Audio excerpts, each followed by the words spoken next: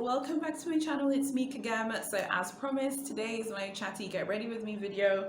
I haven't done this in like a year, which is ages.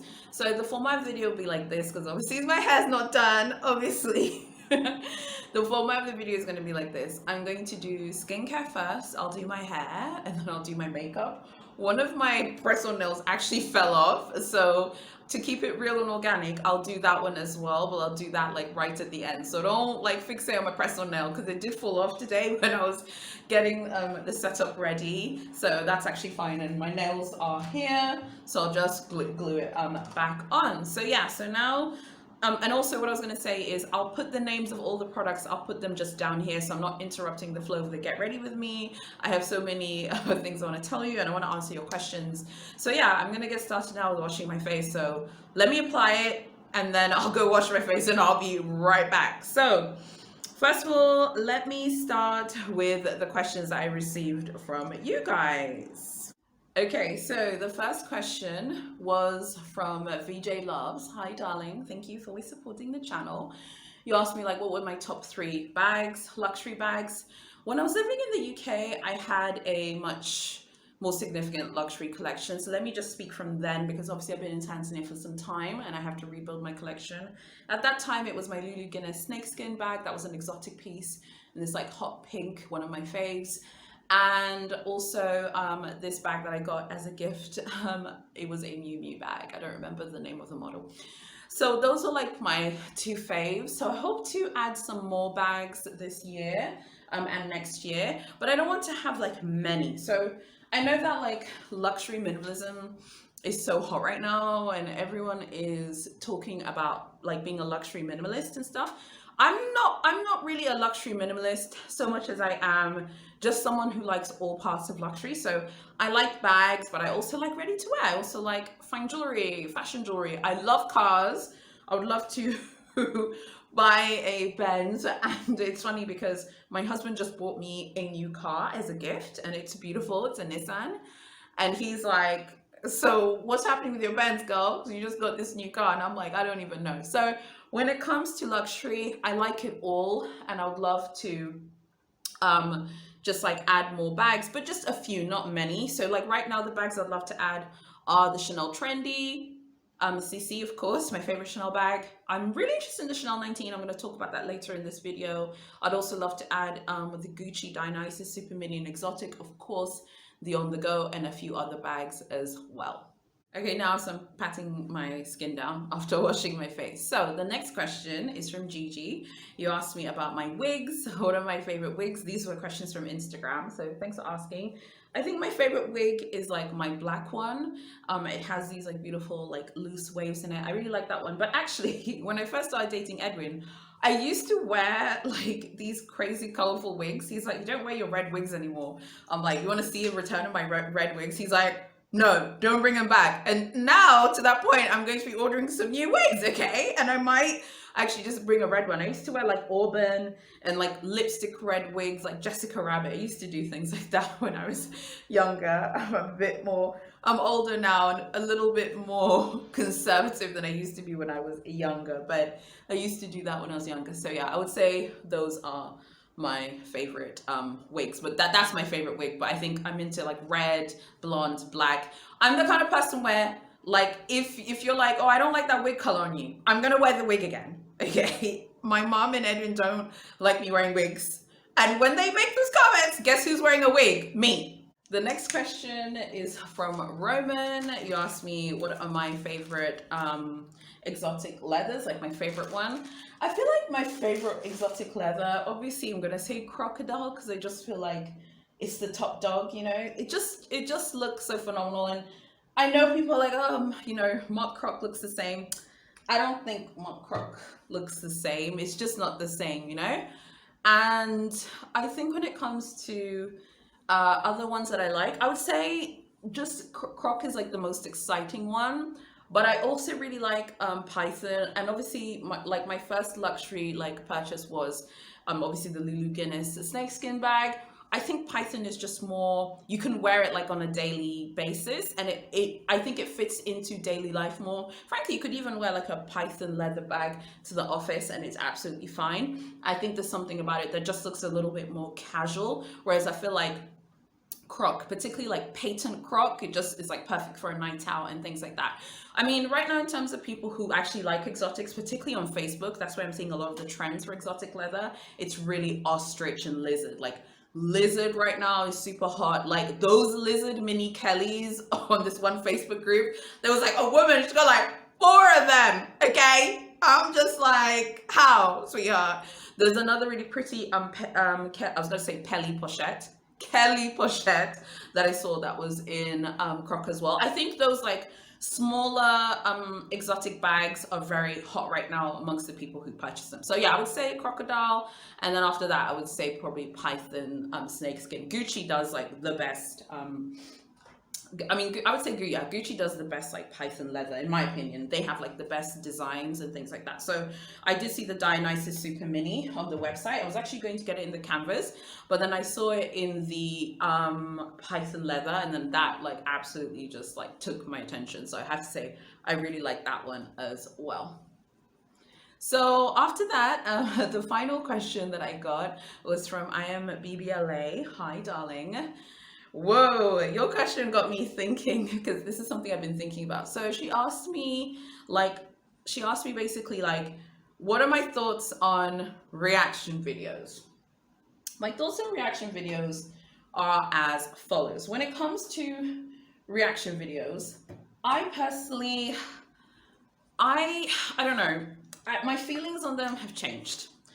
I feel like, I'm going to name names here, so don't worry, I'm not going to be speaking in riddles, okay? I'm not going to be speaking in hieroglyphics, I'll be speaking clearly.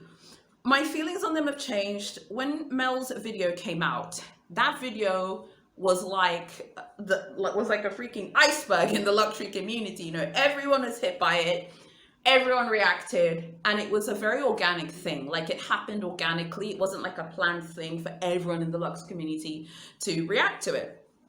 Whereas I feel like now, it's been like 2 months since her video, and I was looking at her video the other day, just curious to see how it's done. It's like got 200,000 some views, and Mel's channel now, I think she's got like 11,000 subscribers. That is a huge view count for a channel with 11K subs. When that video came out, we all reacted to it, everyone in the luxe community on YouTube. I always just felt like a lot of the people who reacted were fair. I felt that my video was fair.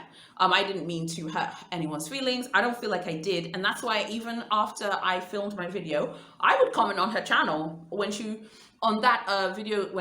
posted it, I commented. I commented on her community post when she was like, after the whole scandal and stuff. I wasn't afraid to comment on her channel because I didn't feel like I said anything that was like super harsh or unfair. I gave my point of view. You know, the Rose Sakura thing was completely bonkers. You get me? And like, all those emails were absolutely bonkers. But I didn't like the tone of other videos. So most of the videos I saw were fantastic. There's some really, really great ones that I saw. There were 2 Australian YouTubers who I thought had great reactions to hers. They're both women. I've forgotten their names now. I'll try and find their videos and link them in the description below. And I commented on their videos and I thought their responses were great. What I didn't like, and I kind of noticed this in the past 3 weeks, is I've noticed that like, they're like other reaction videos that I think are taking it a little bit too far, like that are becoming not really critiques on the original video, which by the way is 2 months old, but are like kind of attacks on that person. So I think a reaction video is best when you critique the video. This is what I said on her page when the video first came out. You know, I was like, this is my opinion. I don't agree with what Mel did, but critique the video. Don't critique the person, because then you're taking it into a completely different sphere.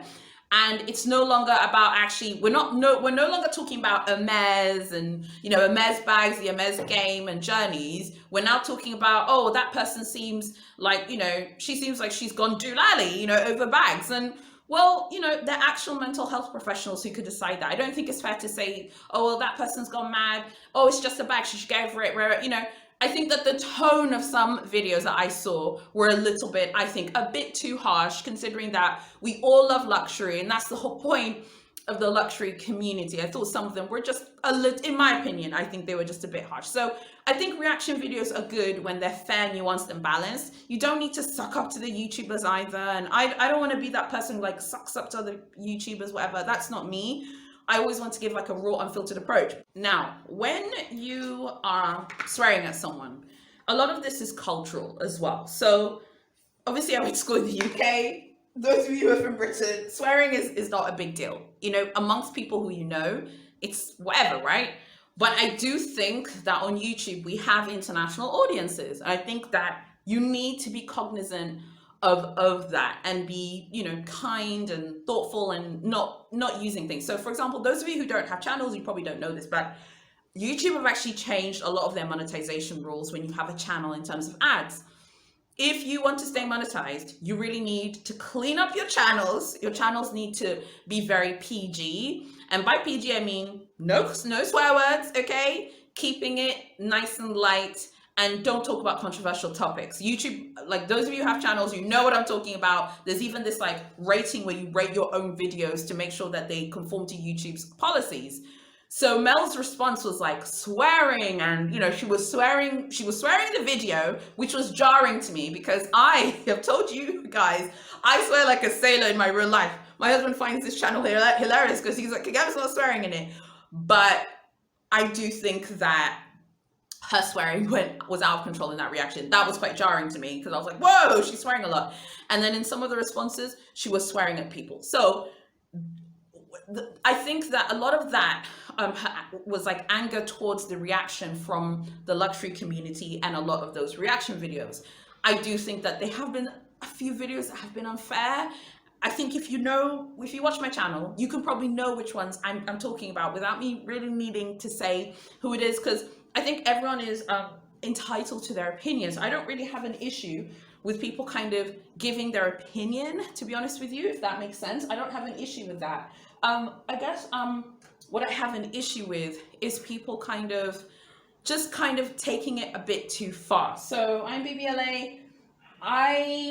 I don't know how I feel about reaction videos anymore. I don't think I'm going to be filming personally any reaction videos moving forward with my channel. Moving forward, I don't think I'm going to be filming reaction videos because I don't want you guys to think that I'm like a drama channel and that I need to like mention other people's names to get views on my videos. I want my views like to be on their own, and I want you guys to watch my videos based on me and like my merits, whatever those are.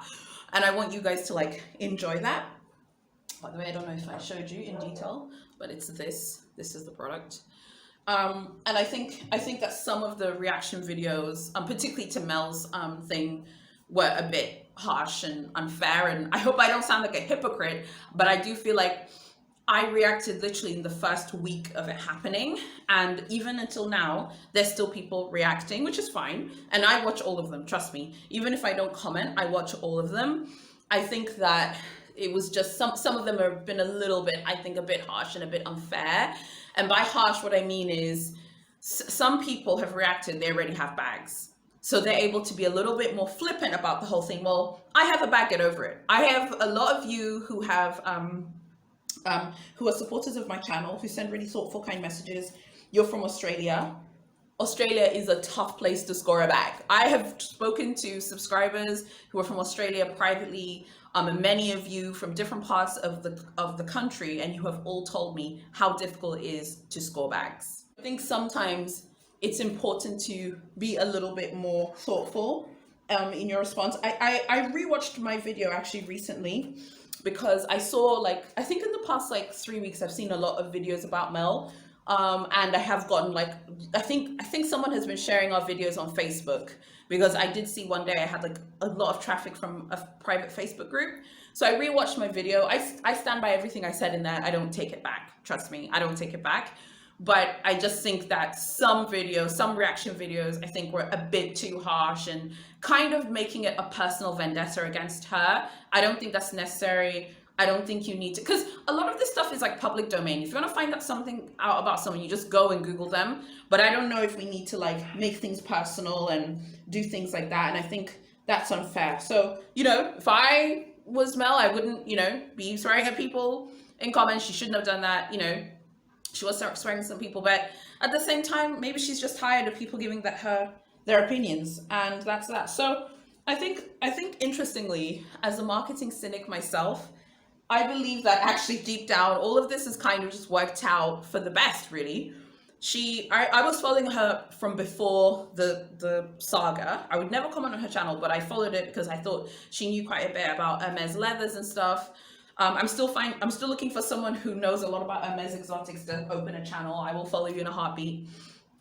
And yeah, and I remember at that time when I started following her, she had like 7,000 subscribers. Now she has like 11,000. That video is probably going to be at like 500,000 views eventually. It's going to get tons and tons and tons of views. You know, deep down, has it really all been that bad? Like, speaking as a cynical marketing person, well, I don't know. It's grown her channel. More people, everyone's talking about her. Concerning Tamara, I talked about her a little bit in my...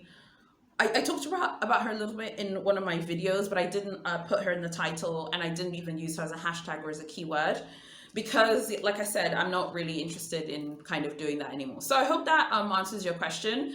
If you guys are curious about how I feel about something, because I do follow everything that happens in the luxury community, you can just send me an email or send me a DM. I will answer you as if I am doing it publicly. So I won't say something which I'll be like, hey, don't tell anyone I said this or whatever. I will always keep it 100% with you, and I'll be 100% all of the time. One of the biggest challenges I think about having a luxury YouTube channel is you need to think about like what kind of channel you want to be, you know?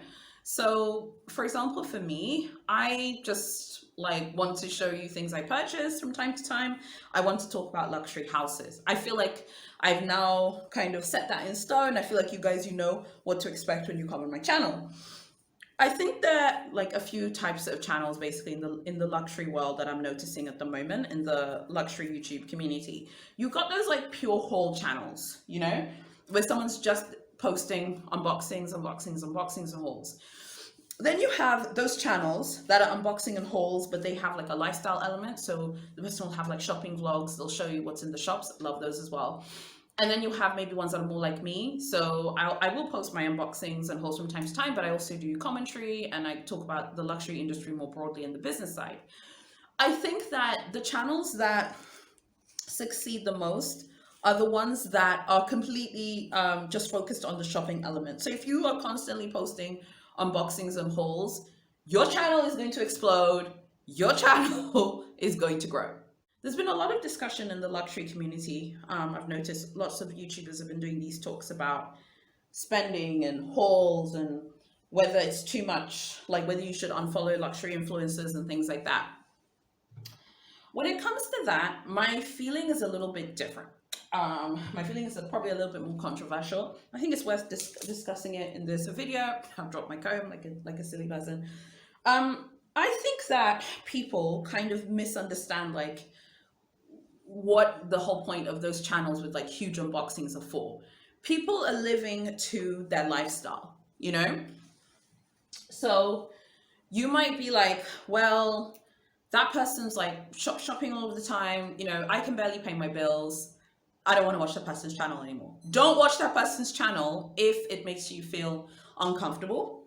But you shouldn't like, I don't feel like those people who have those channels should be judged for having channels that are huge and where they're constantly shopping and unboxing. Everyone has a different financial situation, and I think we all just like, as people who love luxury, I think we should just all respect that and be happy for those people and not feel like, oh well, you know, that person, you know, that person's constantly unboxing or whatever, and I feel like I can't watch them.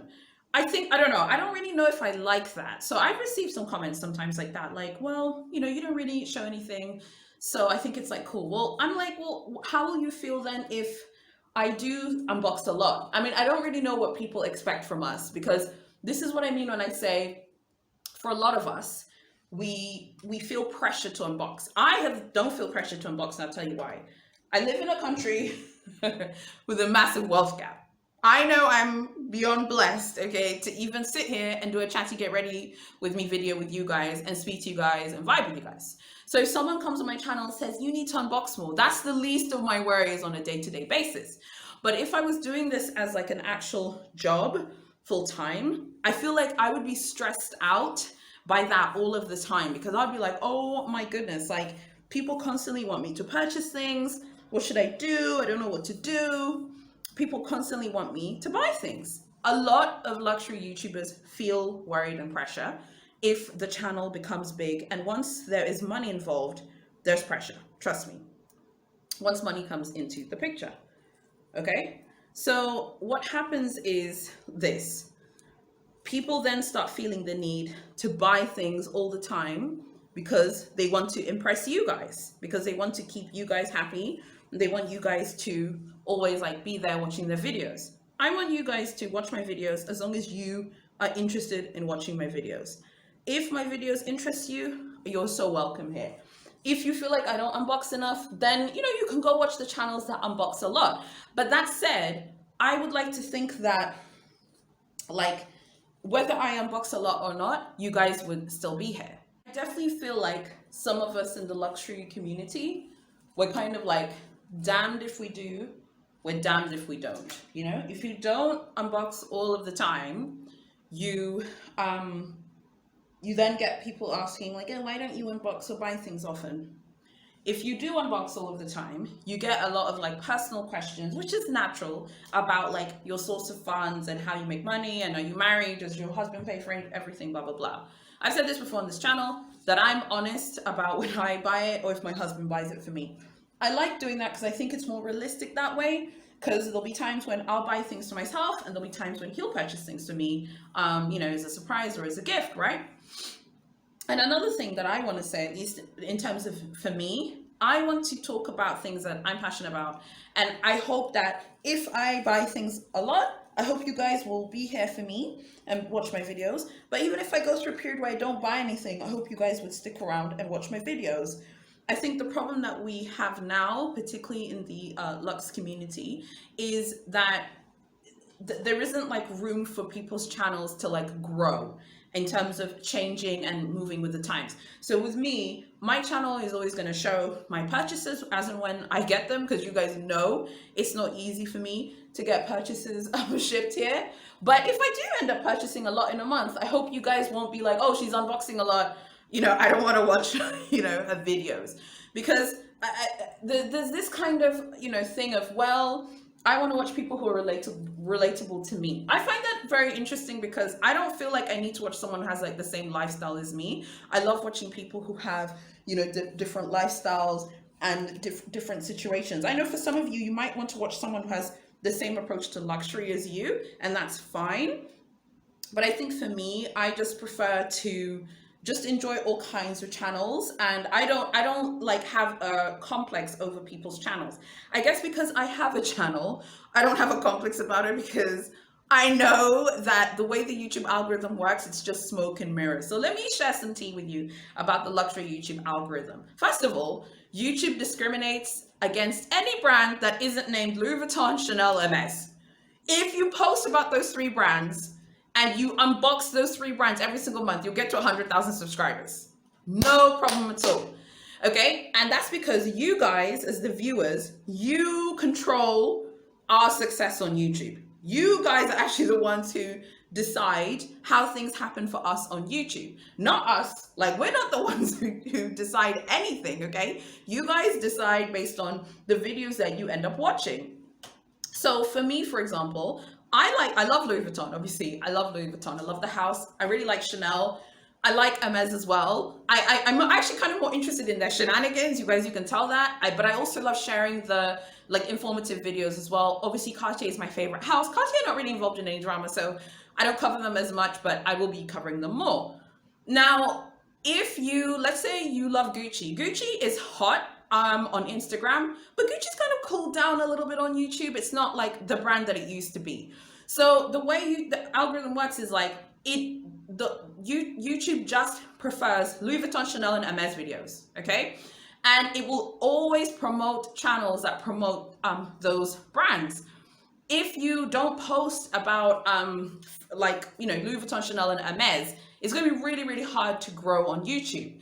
There comes a point where when you're doing this, you have to ask yourself, like, am I doing this because it's fun, or am I doing this also because I want my channel to grow? I will be honest with you and say, I want my channel to grow. I want to have a successful channel that does really well, but I don't do this full time, and I have no plans to do this full time. And most of you know that. I just enjoy anything that I do. Like I'm spending time like filming these videos. I want it to be worth my time. I don't want to sit here like, oh, okay, I'm gonna like put all this effort into filming videos that no one's watching. You guys have to watch them in order for it to be worth my time. Another thing that luxury YouTubers do, but don't talk about, I hope luxury YouTubers won't be mad at me, like again's like spilling our secrets. Another thing luxury YouTubers do and don't talk about is this. Luxury YouTubers, okay, literally pretty much all luxury YouTubers do this. Most of them, because others will be like, I don't do that. Most of them stagger their purchases, meaning if someone is going to like do an unboxing or haul, they probably know in a month how many actual unboxings and hauls they're going to show. You know, because you know what time of the month there are more people on YouTube. You know which days of the week there are more people on YouTube. So for example, for me, my videos always do well on Saturday because there are more of you who watch my videos on the weekend. So a lot of people with bigger channels, and even not even big channels, like anyone can do this. Even I could do this if I was purchasing a lot in a month. You stagger your uploads. So if you have a Louis Vuitton unboxing, you got a Gucci unboxing, you got Saint Laurent unboxing, and then maybe you picked up a few bits and pieces from Selfridges. It makes sense to unbox the items you got from Selfridges separately, and then to do the Saint Laurent, Gucci, and Louis Vuitton unboxing separately. So you do maybe one whole video, and then you'll do 3 separate unboxings, and you'll spread those across 2 weeks. What that does is the following. You reach way more people than if you were to show everything in one go. I know most of you would be like, show it all in one go. But for those of us who have channels, that doesn't really make sense. It makes way more sense to stagger your uploads across maybe a week, 2 weeks, 3 weeks, 4 weeks. That is actually literally what's going to like boost someone's channel, and it's going to grow. Now for me, because I obviously live in Tanzania, things come as they come. So if something arrives, I'll be running here like, I've got something to show you guys. Now, for those of you who live in the West, you have access to these products. It doesn't make sense to unbox everything in one go because you're not actually giving a chance for your channel to grow. If channel growth is your thing, there are other people who are just unboxing items, but for them, channel growth isn't that important. So that's like a secret that I think many people don't know. And many people think, well, you know, I feel bad about myself. Sorry, I'm also looking at myself here. You know, I feel, you know, bad about myself because, you know, I maybe don't have like, you know, all the money to do all these huge unboxings. Don't worry. Most people who are doing lots of unboxings in a month are planning their purchases. They know how to upload the video to make it look like they're shopping every week. They're not shopping every week. I think also one challenge that a lot of us who have channels have is there are expectations from some of you guys as viewers. So someone might say, well, I feel like this person has changed and I think that they aren't the same as how they were before. I've just told you now, I've been very point blank to say, I will buy things and I will show things that I want to show. If 1 month I've shown a lot, I hope that you guys are okay with that. If I don't show a lot in 1 month, I hope you're okay with that as well. What I find a little bit troubling is when people who are watching videos have expectations of how they want us to be in terms of the way we shop and buy things. So I remember seeing this on another person's page. Someone said something like this. They said, oh, I love how you buy things, but you don't buy things like all of the time, you know? Because that makes me feel normal, and I love that you don't you're not constantly shopping. I get those comments a lot, but I saw this on another YouTuber's page. And I remember thinking, the comment was a bit like, okay, that's cool. But the YouTuber responded and was like, okay, but don't like pigeonhole me as someone who doesn't constantly shop and buy things. I want to be able to buy things as well. And I thought that was really interesting because I feel the same way. So when I get those comments, I'm not saying I'm against them when you write them. I'm not angry at you for writing those comments, but those comments are not really indicative of who I am as a person, because I want to be able to also like feel like if I go through a period where maybe I'm buying a lot and I can share it with you without you guys being like, oh, Kagem's buying lots of things, she's no longer relatable. So there are many things that are going on in luxury YouTube, but what I'm saying is, don't believe everything that you see, because all of it is driven by these many technical algorithms. For example, let me share a secret, okay, about YouTube. When you watch someone's video, okay, what happens is the YouTube algorithm will send notifications to those of you who are more likely to click on the notification. A few of you have told me you turn on notifications, you're not getting my notifications. That's two things. Either YouTube isn't sending notifications to you, or maybe YouTube has sent you a few of my notifications, but you haven't clicked. Maybe you're busy, you're working, obviously you're doing your own thing. Then what happens after YouTube sends the video to the people who have turned on notifications? If you guys are watching my video, you're interacting, you're leaving comments, you're liking, YouTube says, hey, okay, let me take that video, let me serve it to other people who are interested, who are her subscribers but don't have notifications on. If those people watch, it then gets served to a broader pool of people who don't know me, okay? And then who are like, hey, I got recommended this video, like on the sidebar where those recommended videos are. So I think that when it comes to YouTube, many people don't understand that this is just one massive search engine. You guys are the people who dictate what like we post. If you don't like Hermes journeys, for the love of God, okay, do not watch Hermes journeys. I do not understand the new like kind of like backlash against Hermes that I'm seeing on the internet at the moment, because many people are like, well, I don't like, I don't like Hermes, I don't like this, I don't like that, but you're not forced or pressed to watch basically anything when it pertains to Hermes. But yet the same people who say they don't like the Hermes game, they don't care about Hermes, are the same people watching the video. The kind of backlash against Hermes in the luxury YouTube world is something I won't fully understand, okay? Because people, honestly, like my Hermes videos are my most popular videos on my channel. Like every 2 weeks, I check to see what you guys are liking on my channel. I look at my stats. I look at my stats all of the time because I kind of approach this like an athlete. I want to make sure that I'm performing as well. But my Hermes videos, they are my most popular videos. If I post about Hermes, I know most of you are going to watch. Now, most of you are going to watch because you do actually like Hermes, but there are many people who don't like the game, don't like journeys, but yet watch, okay? Now, there's a video that was going around about Hermes and, journeys, whatnot. I think let people do their thing, do what they want to do. If you don't like journeys, whatnot, just don't watch those videos. I like watching videos talk about people's Hermes journeys because I live in a country that doesn't have an Hermes boutique. So for me, it's very helpful to see other people discussing their journeys, okay? So I don't really understand when people are kind of like against Hermes too much, because the same people who are against it, the same people who are watching these videos like, oh, when will Hermes fall out of fashion? Hermes not going anywhere, sweetheart, okay? Let me tell you, there's this like app you can use to check keyword volumes, so you know what videos to make basically. Well, it's not an app, it's like a keyword tool that I use from time to time. I was like checking the search volumes for Hermes. I was comparing them with Dior. Dior is like a guppy, okay? And Hermes is like the freaking, great white shark. Like, yeah, everyone wants me, no one's interested in you. It's just such a hot brand right now. So I would say to those of you who watch luxury, but you think maybe luxury YouTube is becoming very samey, you need to search for different content.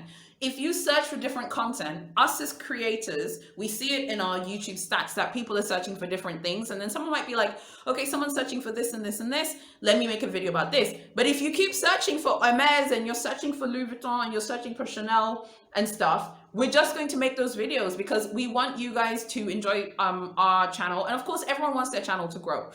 So at least for me, I do make an effort to talk about other houses from time to time. I haven't recently in the past month. I used to do better before. I'm going to correct that, and I'll be talking about other houses. But I guess I just wanted to kind of answer that because I think for a lot of us who have channels, it can get a little bit irritating seeing people like watch an MS video and then be annoyed, okay, at it. I personally wouldn't watch a video to hate watch it. That is not me. I don't understand people who do that. If that's your thing, okay, come and defend yourself in these comments, okay, because I don't understand.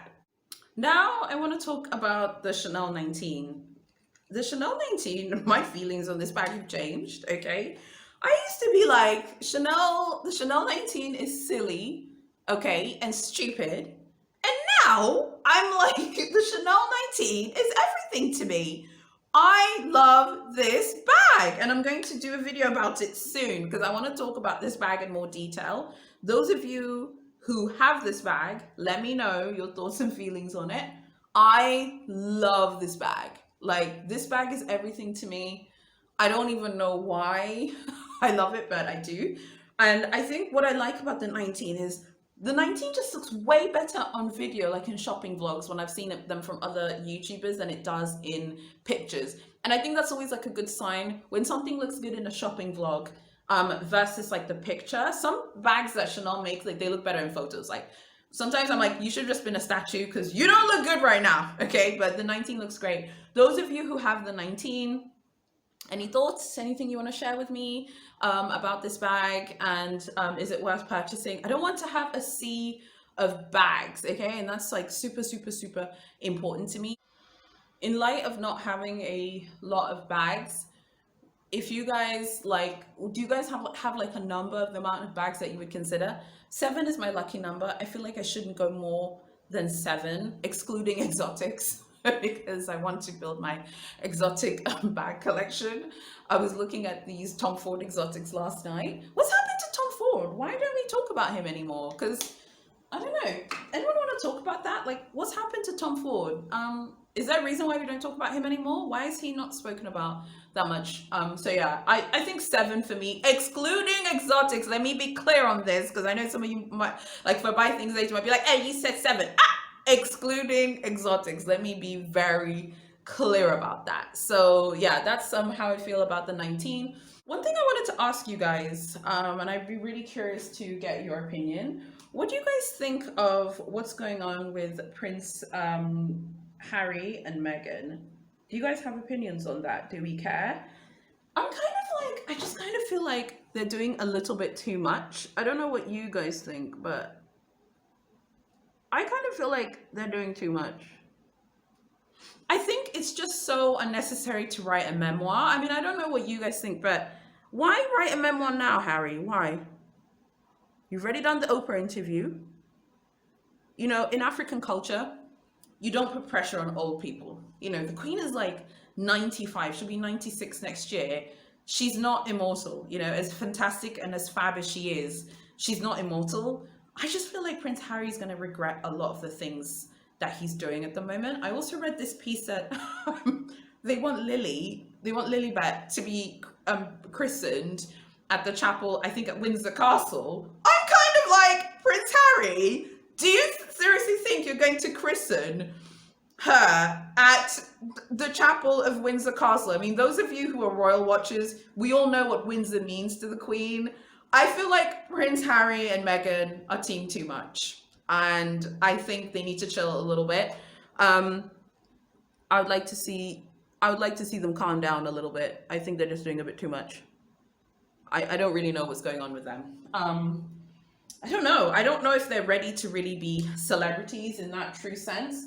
Like, being a celebrity is going to require you to do a lot of things which maybe you're not really ready for. Are they really ready to have all of this attention on them? I mean, you've done the Oprah interview, you're whinging, moaning, and complaining of that. Now you're going to write a memoir with more whinging and moaning. Obviously, those of you who watch the stuff, we all know that it was like Diana's birthday and stuff. Oh, where's my mascara? Sorry, I'm looking for that. It was obviously Diana's like birthday in July. They had the statue unveiling, which was weird and creepy. I don't really understand the point of that statue. Did one of you like the statue? Because I didn't. I don't really know like how I feel about them kind of at the moment, like Prince Harry and Prince William, but I just wanted to know what you guys thought. I think that right now, Prince Harry, I think he needs to chill out a little bit. I just preferred them before where they didn't really talk. I didn't really know their opinions. And they were always like talking about issues and stuff. I think that's the Prince Harry that I liked. I liked that it wasn't like a kind of Kardashian thing that was happening. By the way, there are a lot of channels dedicated to these two.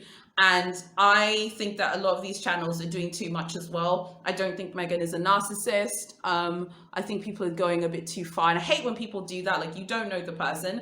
But what I do think is that Harry and Meghan are not getting the right advice in terms of like branding themselves now for the future. I think that now you did your Oprah interview, you did your tell-all. Stop talking about the royal family.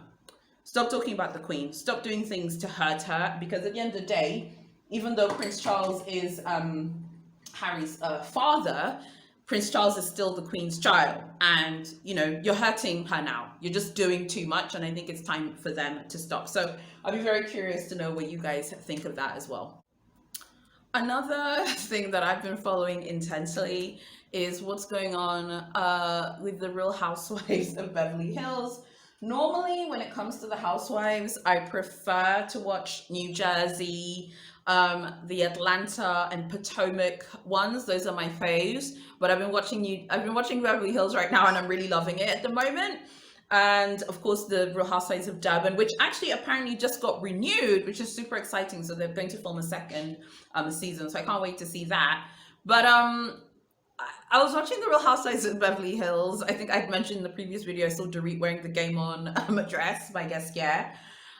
Like there's this big scandal. Those of you who don't watch it, let me just give you a quick rundown. There's a woman called Erika Girardi. She's 50. She looks fantastic. Oh my God. I don't care what work she's had done. I don't care. She looks great. She was married to this lawyer called Tom Girardi. So there's this like massive embezzlement scandal, blah, blah, blah. And people think that she's like hiding money, and there's money that's like supposed to go to plane crash victims. It's a horrific story. So there's like this big story right now.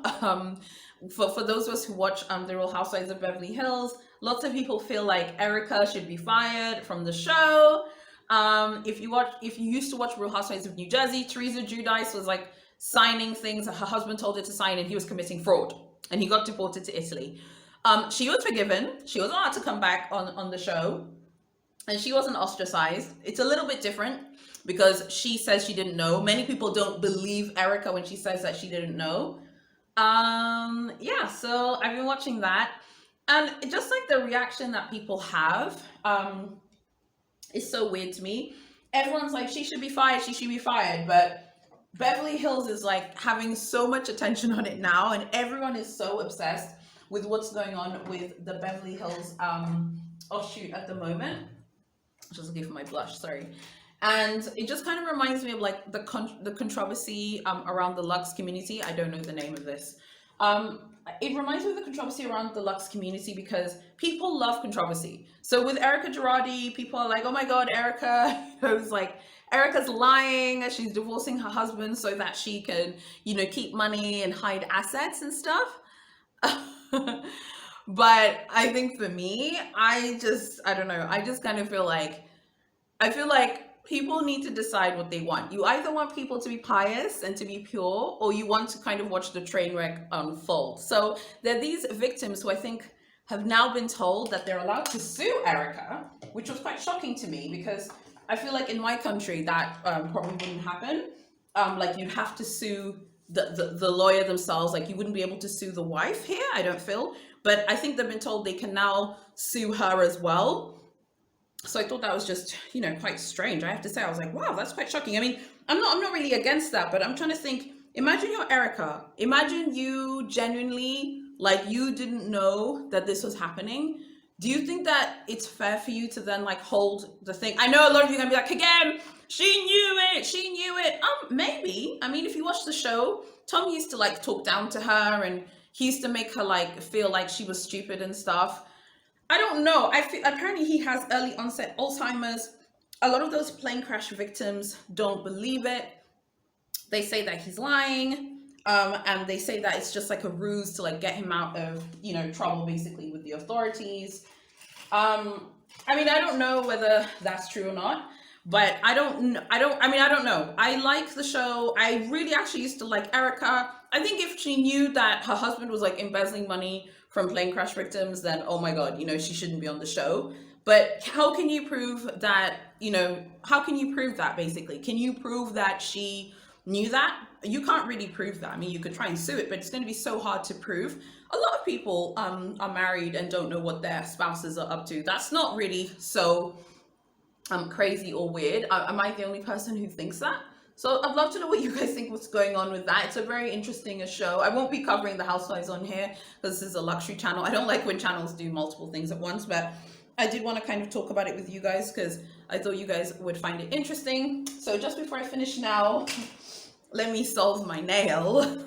So this is the nail, the press-on nail. So yeah, I'd be super curious to know what you guys think.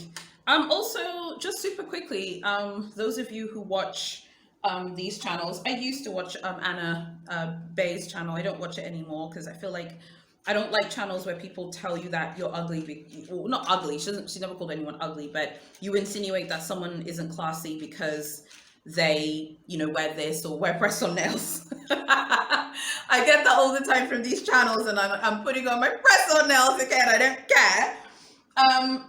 Yeah, I'm not really a huge fan of channels like that, so I stopped watching her channel. I used to watch it, not because I need advice. I'm happily married, okay, but I used to watch it because I used to think that she was interesting, and I thought it was just like the growth of her channel from like a marketing point of view. I've dropped my press-on nails. Okay, I'm sorry for that. Press-on nail malfunction is the glue. I think that, yeah, so when it comes to her, you know, I've always been a little bit like, you know, kind of feeling like her channel was just so interesting to me because it has so many subscribers and it's fascinating to me. So she posted this video, but she took it down. I'm curious to know what you guys think of that video. Did anyone see it? I watched parts of it, and then before I could finish it, it got taken down. I think it was about, I don't know, like being classy or something. So she posted another video yesterday explaining like why she took it down. So my question to you guys is, this is less about Anna B and more about Obey. So I don't know how to pronounce her name, sorry. And more about you guys. What do you think when, I've put my nail is back on now. What do you guys think when a YouTuber deletes a video or makes a video private? Thoughts? Or takes a video down? What do you guys think? I think she was getting a lot of critique and heat from that video, and she just opted to take it down. I mean, I didn't have a problem with her taking it down, to be honest. Because I was watching past it, and I didn't you know, watch the full thing, and I was like, oh, okay. But I think that, you know, if you film a video and it's really controversial, maybe it's worth deleting it. But then at the same time, do you feel like us as YouTubers, we need to have a better sense of reading the room? By the way, I'm finished. Okay, I'll talk about my look in a second.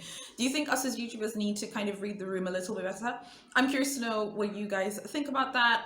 Let me know what you think. What do you think about her? I think Anna used to do those, like, you know, this isn't classy, these aren't classy. So I had to unsubscribe after that because I really don't like when people do those videos. I don't like those, these aren't classy, elegant women don't do this, feminine women don't do this videos, because I think that they kind of, and I'm saying this is actually someone who's quite traditional, and I come from a very traditional culture, and I'm quite traditional myself, but I think that sometimes videos like that, they don't allow for women to kind of be different. I think you could still be married and get a husband, okay, and wear press-on nails, okay? Speaking as a married woman who has press-on nails and who has long fake nails, I remember when she had those videos where she talked about like elegant women don't have this. I am triggered, okay, when you're talking about people's nail lengths. You guys know how much I love my press-on nails. So I'm curious to know what you guys think about her channel. What are your thoughts on her? Yeah, I'm just curious about that. Like I said, I'm not doing this for views or anything. I'm not going to write her name in the title, but this is more of like a chatty video. So yeah, I just want to say thank you to everyone who asked me a question on Instagram. Thank you if you've even got this far. So I finished. You know, Tanzania is hot, okay? You cannot have a full face of makeup in this country. You're going to melt and you're going to look like a 20-year-old skeleton in the sun by the time the sun is finished with you here. So you can't have like a full face, but this is like something I would do if I was maybe going out with Edwin to the casino. The casino here is like full of women who wear like full face of makeup and they have like Gucci and Louis Vuitton bags. So whenever we go to the casino, I'm like, no, wait, I need to bring it and stuff. So yeah, here we go. This is my finished look. If you have enjoyed this video, please make sure you subscribe to my channel. You like this video, you turn on notifications. Now I've told you guys about the notification tea. I hope you understand how important it is for us. Yeah, talk to me in the Premier chat. Obviously, it's about to end. I hope you were speaking before. And talk to me in the comments. I have another video coming up tomorrow, which is Thursday. I also have one on Friday, Saturday, and then I'll be done this week because I would have had a lot of videos. I hope I haven't been annoying you guys because I have been churning out a lot of videos lately. So yeah, I'm really happy with how I think this went. I have to like rewatch myself. If this video gets uploaded, it means I'm happy with it for the most part. If you like these Chatty Get Ready With Me videos, you want to see more of them, please make sure you let me know. I feel like maybe I should do one where I'm like putting on a wig because this is like my natural hair.